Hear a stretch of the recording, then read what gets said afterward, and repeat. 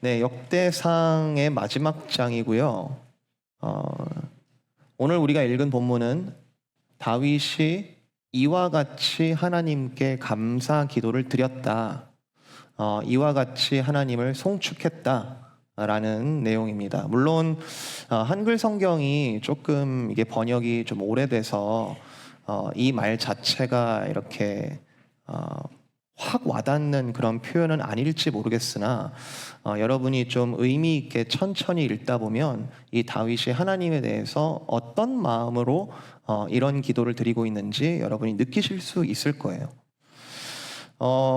계속 우리가 말씀을 나누었듯이 역대기 전체의 주인공은 다윗이에요. 다윗. 여러 사람들이 수천 명의 사람들이 나오지만 이 다윗이 하나님 나라의 이상적인 통치자, 왕, 선지자라는 그런 의미로 부각이 되고 있고, 그 다윗이 만들어낸 그 왕국은 하나님 나라의 그림자, 우리가 꿈꾸는 하나님 나라의 모형으로서 역대기 기자가 그 기록을 쭉 이어가고 있습니다. 그 하나님 나라의 절정이 뭐냐? 하나님 나라의 완성, 절정이 무엇인가? 역대기에서는 성전을 건축하는 것으로 그려지고 있고요. 이 역대기에서 다윗은 여러 가지 우여곡절이 있었으나 그의 개인적인 인생에도 많은 스토리들이 있죠. 그런데 그 다윗의 인생의 마지막은 기어이 성전을 이렇게 준비했다, 기어이 성전 준비를 마쳤다라는 것으로 끝나고 있고, 그 마지막 지점에 나오는 하나님에 대한 기도가 오늘 이 본문입니다. 그러니까 절정 중의 절정, 이 역대기가 그리는 하나님 나라의 아주 픽 중의 픽을 지금 이 본문에서 다윗이 하나님께 감사 기도를 드리는 이 장면으로 그려지고 있는 거죠. 오늘 본문에 좀 의미 있는 단어가 저는 이 단어라고 생각합니다. 다윗이 10절에 다윗이 온 회중 앞에서 여호와를 송축했다. 송축했다. 여러분, 여호와를 송축하고 계십니까? 잘 쓰는 단어는 아니죠. 송축하다. 우리가 평소에 쓰는 단어는 아니지만 그 의미는 우리가 잘 알고 있습니다. 하나님을 찬송하여 높이고 하나님께 모든 영광을 돌려드리다. 뭐 이런 정도의 의미로 해석을 할 수 있겠는데요. 이 송축이라는 단어가 원래 원어가 가지는 의미는 축복하다라는 거예요. 축복하다. 그러니까 다윗이 하나님을 축복했다. 틀린 말이죠. 어떻게 사람이 하나님을 축복합니까?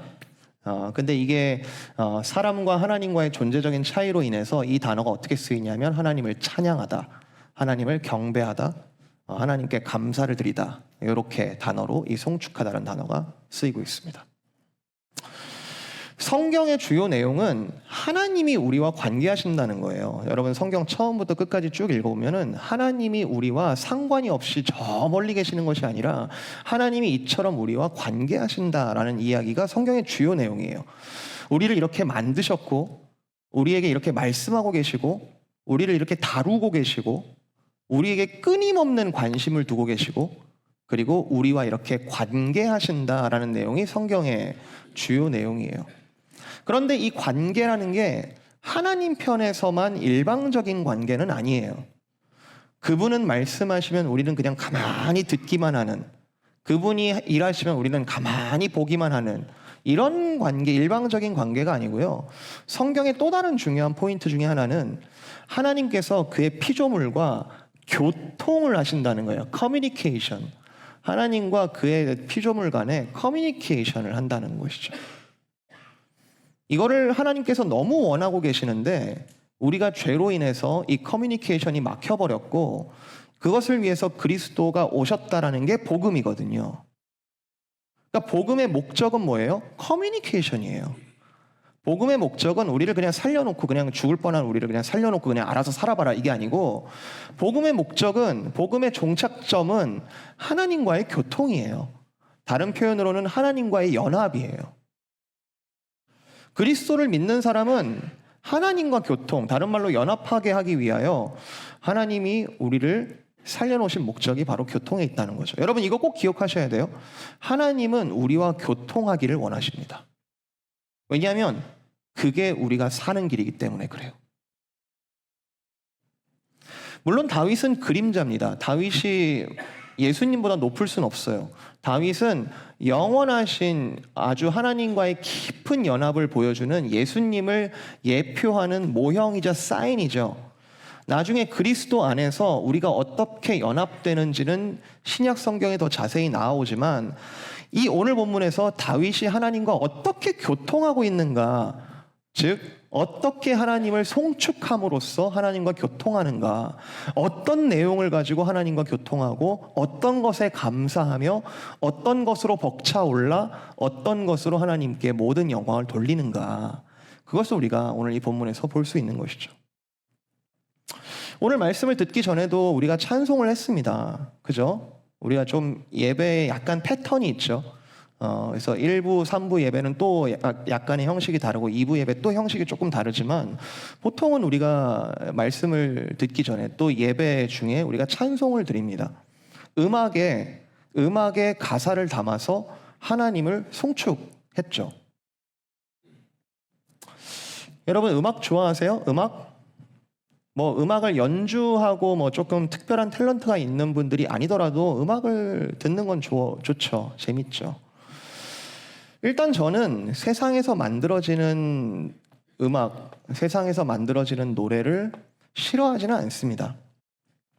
어떤 노래는 들어야 되고 어떤 노래는 듣지 말아야 되고 저는 그런 태도는 아니에요. 저 일부러 한 번씩 탑백 들어요. 요즘에 트렌드가 뭐지? 요즘에 세상은 무엇을 노래하지? 요즘에 세상은 무엇에 관심이 있지? 요즘에 세상은 어떤 것에 흥분하고 어떤 것에 마음을 두지?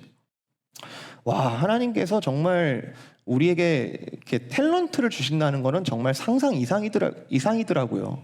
어떻게 이런 리듬을 만들지? 와, 어떻게 이런 랩을 하지? 와, 어떻게 이런 재주를 가지고 이런 음악을 만들지? 굉장히 창의적이고, 와, 하나님께서 이렇게 인간을 창의적으로 만드셨구나. 많이 배웁니다. 가사도 중요하지만 그 음악이라는 것 그 자체가 주는 그 이모션이 있단 말이에요. 그 정서가 있단 말이에요. 사람을 어떻게 흥분시키는지, 와, 사람에게 주신 그 탤런트를 통해서 차분하게 만들기도 하고, 조금 센치하게 만들기도 하고, 또 이제 어떤 음악들은 이렇게 따뜻하게 이렇게 격려를 받게 하는 그런 음악에는 역시 대단한 힘이 있어요. 근데 제가 목사라서 이런 얘기를 하는 게 아니라, 제가 오늘 이 예배라서 이런 얘기를 하는 것이 아니라, 제가 가만히 경험을 해보면 일반적인 음악하고 찬양은 뭔가가 달라요. 이거를 제가 종교적 잣대를 미리 지어놓고 얘는 찬양이니까 불러야 돼, 얘는 찬양이 아니니까 하지 말아야 돼, 이게 아니고 그냥 자연스럽게 듣다 보면 뭔가가 다르다는 것을 자연스럽게 알 수가 있어요.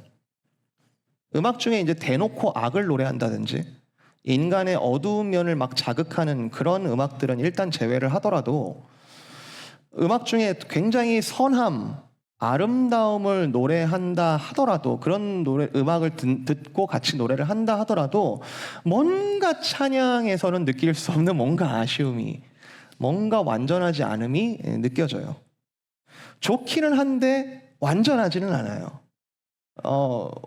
아주 좋은 감정들을 만들어내지만 한쪽 면을 보여주는 거죠. 그런데 선함과 아름다움을 최대한 우리가 고민해서 노래를 한다 하더라도 그 선함의 주인이신, 그리고 그 아름다움의 주인이신 그 하나님을 직접 노래한다는 것은 완전함, 온전함의 차이에서는 이게 너무나 큰 차이를 보인다는 거죠. 제가 이 페어하게 이 양쪽의 음악을 다 듣다 보면은 자연스럽게 제 마음은 하나님을 찬양하는 것에 기울어집니다. 왜냐하면 그게 훨씬 더 온전하니까요.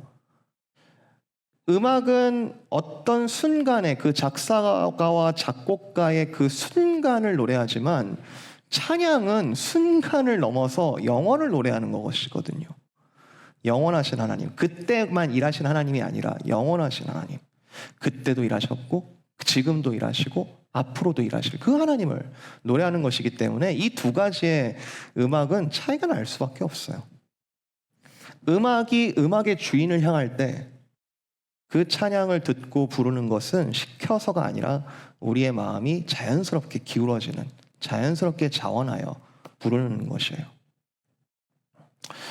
하나님께서는 우리를 자원하여 그분을 찬양하게 하십니다. 그렇게 우리와 교통하기를 원하십니다. 제가 단순히 음악 얘기를 하는 게 아니에요. 찬양의 이유들을 하나님께서 알게 하시고 하나님의 이름을 부르는 것을 기뻐하게 하세요. 다윗은 아예 출생부터 달랐잖아. 이 사람은 뭔가 하나님께서 뭐 특별하게 이렇게 부르셔가지고 이런 찬양도 하게 하시고 대단한 기도도 하게 하시고 하는 거 아니야. 이렇게 생각하기 시작하면은 하나님이 택한 사람은 이처럼 다르다라고 읽어버리고 나는 다른 사람인데, 나는 도저히 다 할 수 없는 사람인데, 이렇게 생각하면은 성경이 무슨 의미가 있습니까? 그냥 좋은 거 써놓은 책이지. 그런데 이 성경이 나를 향하여, 나와 교통하시기를 원하시는 하나님께서 나를 향하여 주신 말씀이라면 이 다윗은 하나의 사인이고 다윗과 같이 택함받은 사람이 나다 라는 것을 우리가 그리스도 안에서 발견하게 된다면 우리는 곧 무엇을 하지 않을 수 없다? 찬양하지 않을 수 없는 것이죠. 자, 오늘 본문에서 찬양의 이유를 세 가지를 좀 발견하려고 합니다. 다윗이 도대체 무엇을 그렇게 찬양하고 싶었을까? 나아가서 우리도 하나님께서 무엇을 그렇게 찬양하기를 원하실까? 우리가 오늘 이 본문에서 세 가지를 좀 발견하려고 하는데요. 자, 보세요. 11절부터 13절은 하나님의 위대하심을 찬양합니다. 우리가 찬양해야 될 이유와 내용, 첫 번째는 뭐다? 하나님의 위대하심을 찬양합니다. 두 번째, 14절부터 17절에는 지금도 그의 백성을 능력 있게 만드시는 지금의 하나님을 찬양합니다. 그리고 세 번째, 18절부터 19절에는 앞으로도, 어제와 오늘뿐만 아니라 앞으로도 그의 백성을 지켜주실 앞으로의 하나님을 찬양합니다. 이걸 아주 단순하게 시간적으로 보면은 과거의 하나님, 현재의 하나님, 미래의 하나님 이렇게 송축을 하고 있는데, 이 분류는 사실은 하나님 편에서는 의미가 없죠. 하나님은 과거에도 계시고 오늘도 계시고 영원히 계시는 분이시기 때문에 이렇게 잘라서 볼 필요가 없지만, 우리의 시간 안에서 살아가고 있는 우리의 관점에서는 과거도 찬양할 수 있어야 되고 오늘도 찬양할 수 있어야 되고 미래도 찬양할 수 있는 것이 당연한 것이죠. 언제나 과거든 오늘이든 내일이든 같은 이유로 송축을 받으시기 합당하신 분, 다윗은 그걸 노래하고 있는 거예요.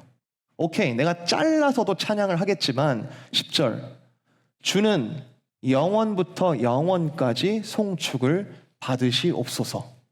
내가 송축하니까 그때 하나님이 높아진 거예요? 아니요. 원래부터 높으시는 그 하나님을 내가 이제 발견하고 저도 거기에 박수를 칩니다. 저도 거기도 맞장구를 칩니다. 이 표현인 거죠. 그것을 다윗은 과거에서도 발견하고 오늘도 발견하고 있고 미래에서도 여전히 기대하고 있다. 자, 첫 번째 볼게요. 자, 11절 보십시오. 11절. 여호와여 위대하심, greatness, 하나님의 위대하심, 권능, power, 영광, glory, 승리, victory, 위엄, majesty, 그리고 천지에 있는 것, heaven and earth, 천지에 있는 모든 것이 다 yours, 다 주님의 것입니다. 그리고 뒤에 문장이 또 나오지만 이건 히브리 문학의 특징인데요.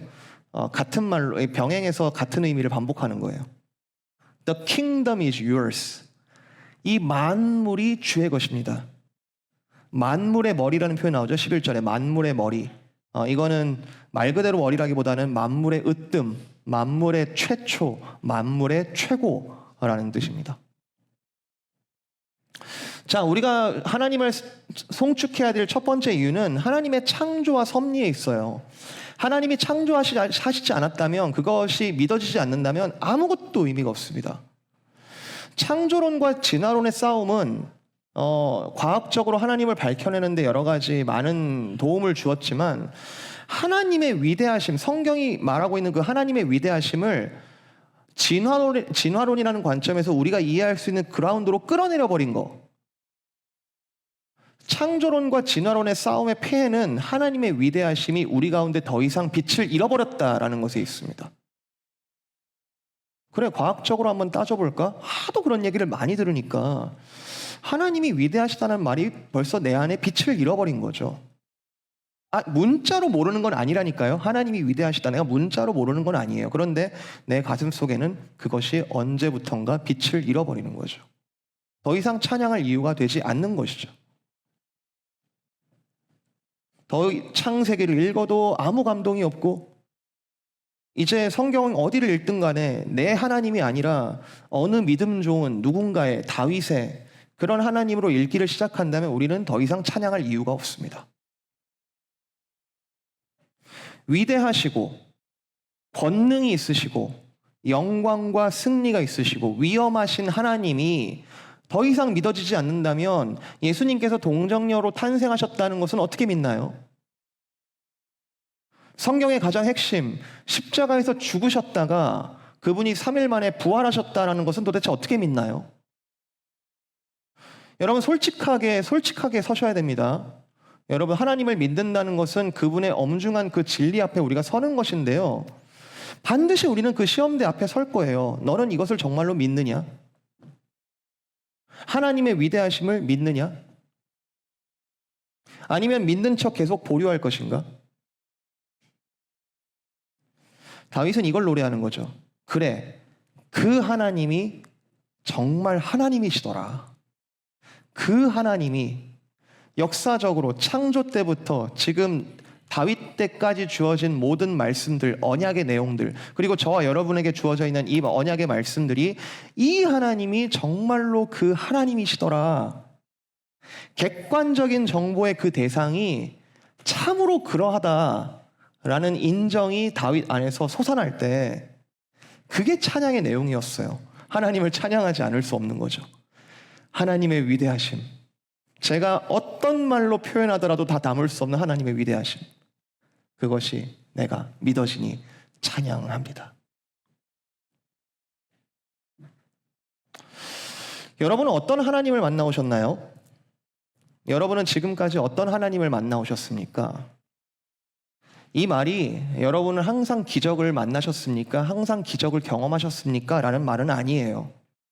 구약의 선지자들도 그들의 삶 가운데 굉장히 답답하고 악이 판치는 것 같고 아직 먼 것 같고 하나님은 도대체 나타나시지 않는 것 같고 고난스러운 상황 속에 있었는데, 그때 선지자들은 위대하신 하나님의 말씀을 들었고 그 말씀을 믿음으로 전했습니다. 나 빼고는 사도들이 다 죽었고 예수님이 다시 오시는 날은 분명히 오신다고 했는데 아직도 안 오신 것 같은 그 시기에 사도 요한은 세상의 가장 구석진 곳에서, 반모섬이라고 하는 유배지에서 하나님의 위대하심에 대한 환상을 보았고 그 환상이 믿어졌고 그 환상을 적었으며 그 환상을 주신 하나님을 찬양했습니다. 엄밀하게 말하면 하나님의 위대하심은 상황에 갇히지 않아요. 우리가 상황이 쪼그라든다고 해서 하나님의 위대하심이 그만큼 쪼그라든 게 아닌데, 하박국 선지자, 그리 아니하실지라도 외양간에 송아지가 없고 밭에 우리의 송아지가 없고 우리의 감람나무에 소출이 없고 논밭에 식물이 없어도 그리 아니하실지라도 하나님은 하나님이시다. 이걸 알게 하시는 게 은혜죠. 만약에 우리가 이걸로 찬양을 하고 있다면 우리는 은혜를 입은 자가 확실합니다. 하나님의 위대하심이 믿어지는 거예요.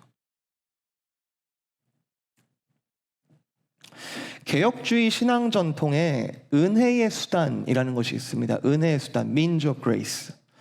은혜의 통로, 은혜의 방법, 이런 것을 보통 세 가지를 드는 거예요. 은혜의 수단, 우리가 은혜를 받는 것이 세 가지의 수단이 있다는 거예요. 이게 하나님께서 허락하시니까 수단이기도 하지만 믿는 사람들은 힘을 다하여 그 은혜의 통로를 붙잡을 때 그 은혜는 반드시 주어진다라는 것이 은혜의 수단, means of grace입니다. 그 은혜의 통로 중에 첫 번째가 뭐냐면 말씀이에요. 말씀. 우리는 무엇으로 은혜를 받는다? 말씀으로 은혜를 받습니다. 말씀 속에서 하나님이 하신 일들을 발견해요. 말씀 속에서 세상에선 흉내도 못하는 하나님만이 하시는 일들을 우리는 말씀에서 봅니다. 그래서 은혜를 받은 사람은 말씀을 사랑하게 돼요. 말씀을 사랑하는 사람은 그 말씀 속에 계시는 하나님을 사랑하는 거예요. 뒤집어 얘기할까요? 말씀을 사랑하지 않으면 우리는 하나님을 발견할 수 없습니다.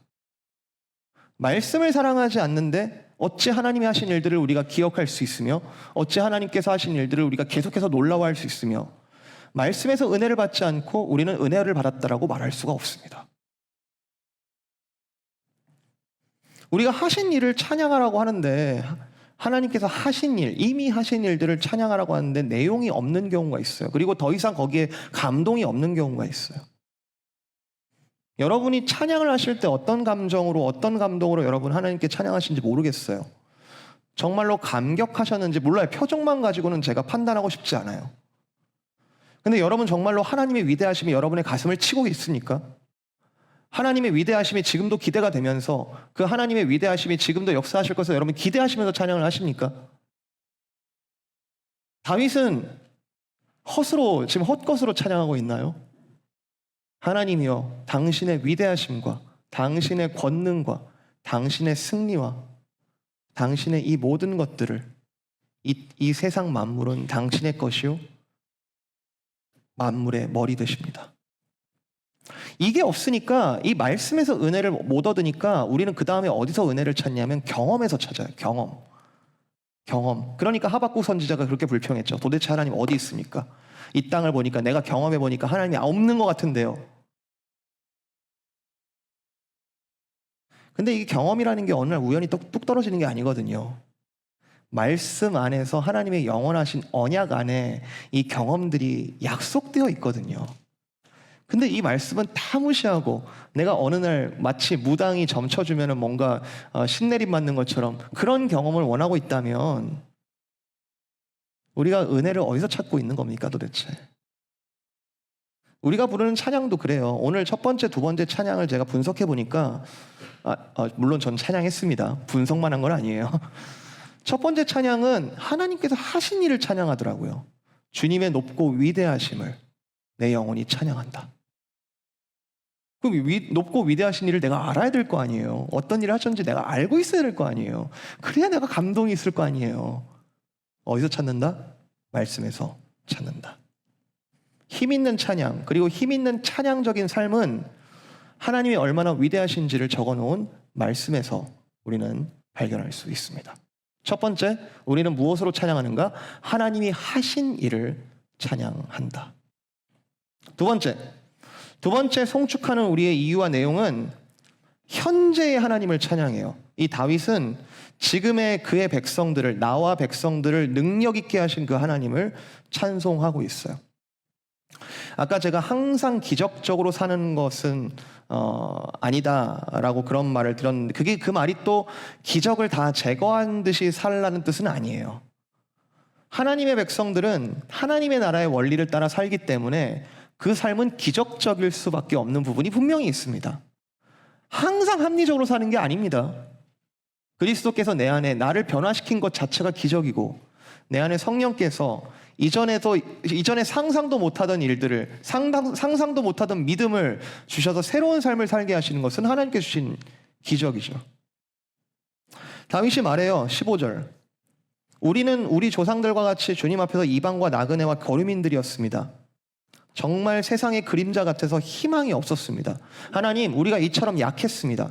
그런데 이렇게 충분히 우리를 살아있게 하시고 감히 하나님의 전을 건축할 모든 것을 준비하도록 이렇게 채우셨으니, 16절. 우리 하나님 여호와여, 우리가 주의 거룩한 이름을 위하여 성전을 건축하려고 우리에게 저장해 주신 이 모든 일이 다 주의 손에서 왔사오니 다 주의 것입니다. 그러니 17절, 우리가 기쁘게 이 모든 것들을 기쁘게 드립니다. 다른 말로 우리가 이 지금 주신 모든 것들을 통하여 주님을 송축합니다. 지금 하게 하시는 일, 여러분 지금 하나님께서 역사하시는 일, 제가 하나님께 드리는 것과 사랑하는 사람들과 나누는 것들에 대해서 한번 좀 생각을 해보게 됐어요. 우리가 하나님께 드리는 것, 나누는 것, 이것이 예수님께서 우리에게 주시는 삶의 모습이거든요. 하나님을 사랑하고 이웃을 사랑하는 것, 그것이 어떤 표현으로 나오겠는가? 하나님께 드리고 그리고 이웃과 나누는 것. 물론 이 교회가 세상과 완전히 떨어질 수 없기 때문에 이 가시적인 교회는 이 땅에 발을 붙이고 있기 때문에 이 땅의 경제적인 상황에 따라서 우리의 드리는 것과 우리의 나누는 것도 영향을 받을 수 있겠다라는 생각이 듭니다. 우리에게 가진 것이 적으면, 우리에게 남는 것이 적으면 당연히 드릴 것도 적어지고 당연히 나눌 것이 적어지는 게 당연하겠죠. 그 부분에 대해서 저도 충분히 체감하고 있고 저도 충분히 이해합니다. 근데 이해가 안 되는 부분은 뭐냐면, 우리가 반드시 하나님 앞에서 해결을 봐야 되는 부분은 뭐냐면, 하나님이 어떤 하나님이냐는 거죠. 저와 여러분에게 하나님이 어떤 하나님이냐는 거죠. 이 땅의 경제적인 이 궁핍함과 이 적어짐에 따라서 내가 거기에 맞춰서 생활할 수밖에 없던 이 우리 현실 가운데 하나님도 똑같이 그러시는 분이시냐라는 것에 대해서 우리가 해결을 봐야 된다는 거죠. 하나님은 정말 주실 수 없는 분이십니까? 이 전체 디프레션이 오고 이 전체 이 전 세계적으로 경제적인 어려움이 오고 전쟁이 오고 기근이 왔을 때 하나님은 여전히 그런 분이신가? 예수님의 엄중한 말씀입니다. 돈과 하나님은 겸하여 섬길 수 없다. 쓸데없는 비교의식, 내가 저 사람보다 더 갖고 싶어, 이런 탐욕의 문제는 내려놓더라도 정말로 하나님은 구하시는 자에게 주시지 못하는 분이신가요?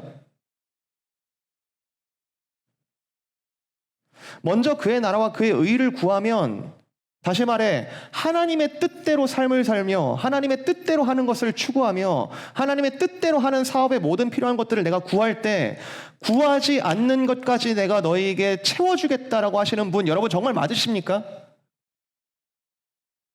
다윗이 하나님 자체를 사랑했어요. 주여, 내가 무엇이 관대? 나는 저 목동에, 나는 저 광야에서 양을 치던 아무것도 아닌, 나는 첫째도 아니고 둘째도 아니고 셋째도 아니고 나는 막내 아들이었던 아무것도 아닌 나를 하나님께서 택하시사 이와 같이 성전을 지을 수 있는 이 모든 것들을 예비하여 주신 하나님, 도대체 나에게 어떤 분이십니까? 내가 주님을 사랑합니다. 내가 주님의 전을 건축할 마음이 생겼습니다. 그래, 내가 너에게 충분히 그것을 지을 수 있도록 채워주겠다. 다윗이 하나님 자체를 사랑하여 성전을 구할 때 이스라엘은 역사상 가장 풍성했고 가장 강력한 나라였습니다. 우리가 무엇을 부러워해야 할까요? 하나님 나라의 모형이 이와 같다면 그리스도를 통하여 우리에게 주신 성령과 동행하여 우리가 걸어가는 이 모든 우리의 걸음은 세상의 어떤 상황과 이런 것들에 눌리는 것이 아니라 어떤 하나님이 우리와 함께하고 계시다라는 것을 우리가 찬양해야 되지 않을까요? 지금 우리가 쓰고 있는 각 가정의 지출 내역은 솔직하게 말하면 지금 우리가 무엇을 가장 사랑하고 있고 무엇을 가장 염려하고 있고 무엇을 믿고 있는지를 그대로 드러낼 겁니다. 아브라함이 이삭을 드렸다라는 말은 정말 대단하죠. 정말 대단한 믿음이죠. 그게 하나님에 대한 아브라함의 신뢰의 크기였어요. 그게 하나님에 대한 아브라함의 사랑의 크기였어요. 그게 하나님에 대한 아브라함의 믿음의 크기였어요. 하나님이 아브라함에게 뭘 줬길래? 하나님이 우리에게 뭘 줬길래? 사실 하나님은 우리에게 그리스도를 주셨잖아요. 그거 다 주신 거잖아요. 성경이 그거 얘기하는 거잖아요. 여러분, 뭐가 더 필요하십니까? 뭐가 더 걱정스러우십니까? 왜 우리를 찬양하지 못하게 막고 있는 거죠?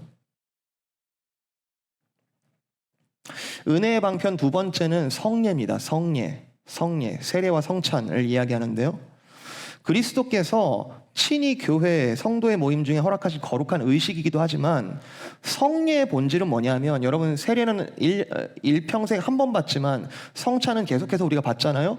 이 성례의 본질은 뭐냐면, 내가 이제는 그리스도로 산다. 내가 이제는 내 힘으로 내 생각대로 사는 것이 아니라 내가 이제는 이 피와 이 떡을 먹으면서 그리스도로 산다라는 것을 계속하여 확인하고 기념하는 것에 있어요.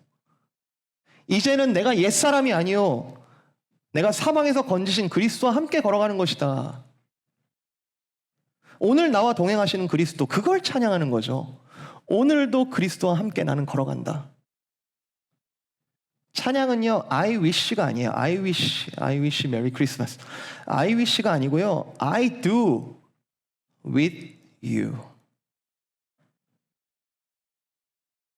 주님께서 돌보시지 않았다면 이 백성이 어찌 설 수 있겠습니까? 지금 다윗의 기도 보이세요?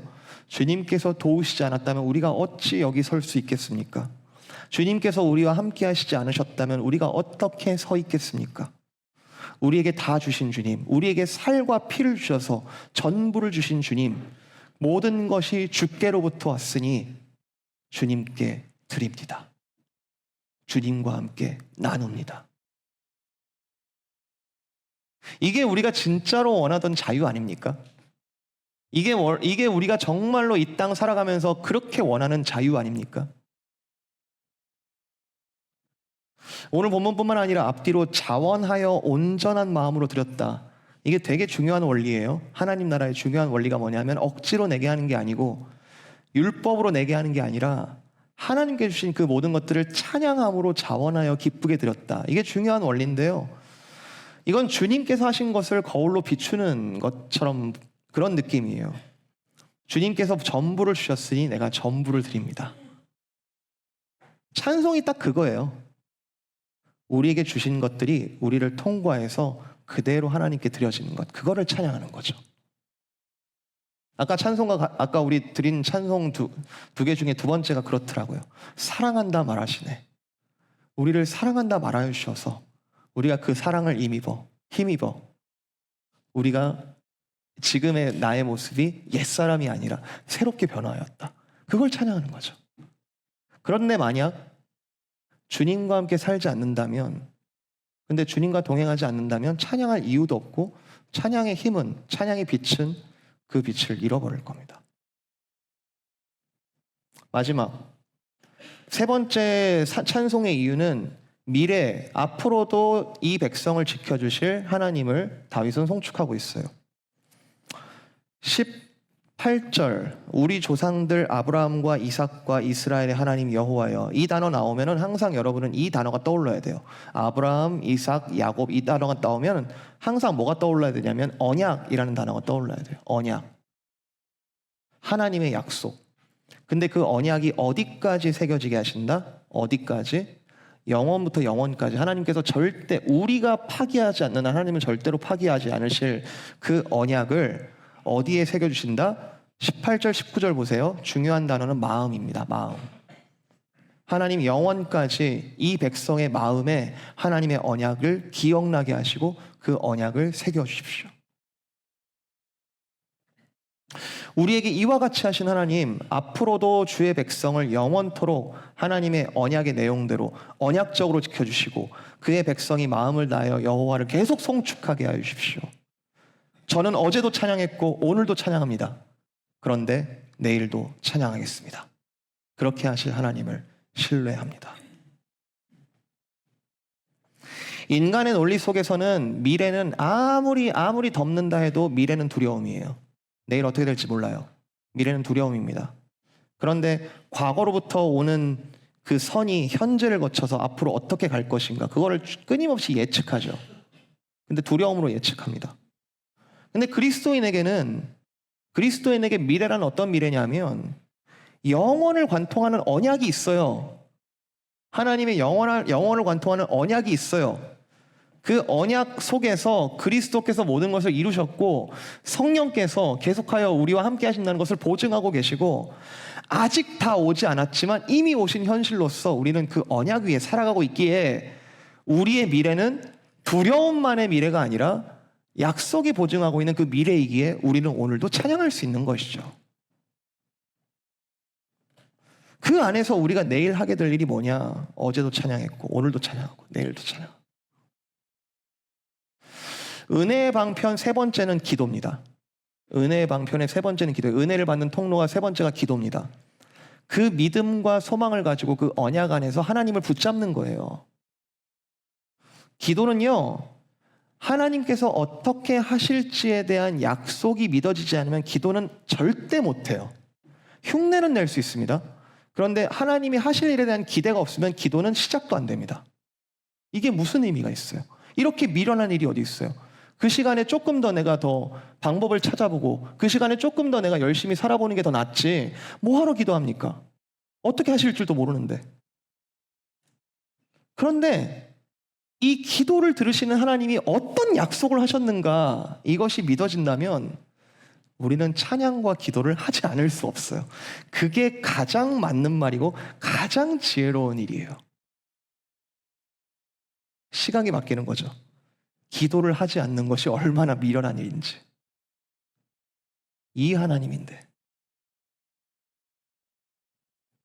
자, 이 세 가지, 이 역대기 저자가 바라보는 이스라엘 역사의 정점에서 다윗의 이 피날레와 같은 이 본문 속에서 우리가 이런 찬양을 받습니다. 과거에 하신 일에 대한 찬양, 그리고 지금도 하시고 있는 일에 대한 찬양, 그리고 앞으로 하실 일에 대해서도 같은 무게로 다윗이 찬양을 하고 있는 걸 보았습니다.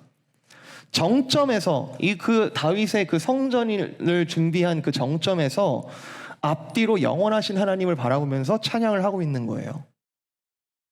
저는 여기서 찬양의 크기를 좀 보게 된 것 같아요. 우리가 하는 찬양의 크기는 내가 곧 하나님을 얼마나 아는지에 대한 크기와 비례한다. 만약에 우리가 찬양에 힘이 없다? 뭐가 문제일까요? 하신 일에 대한 부정? 지금도 하시고 계시는 일에 대한 불신? 그리고 앞으로 하실 일에 대해서 전혀 기대 없음? 우리가 찬양에 힘이 없다면 뭐가 문제일까요? 성경도 그렇고 찬양 가사들을 요즘 보면은 하신 일에 집중되어 있는 가사가 있어요. 하신 일에 대한. 예수님은 누구신가? 뭐 찬송가에 그런 가사 있죠. 예수님은 누구신가? 눈먼 자의 위로와 어떤 일을 하셨는가를 찬양하는 가사들이 있습니다. 요즘 트렌드는 지금 하나님이 무엇을 하시는가, 지금 나에게 무엇을 하시는가, 요거에 조금 집중이 되어 있는 것 같아요. 이렇게 일하고 계시는 하나님, 내가 캐치했고요. 지금 나는 하나님을 이렇게 찬양합니다. 이런 가사가 요즘 좀 많은 것 같아요. 그리고 앞으로 하실 일을 소망하며 부르는 찬송가 가사들도 있습니다. 저는 개인적으로 앞으로 소망하게 하는 그런 가사의 찬송을 좀 많이 좋아하는 편이에요. 근데 뭐 상관없습니다.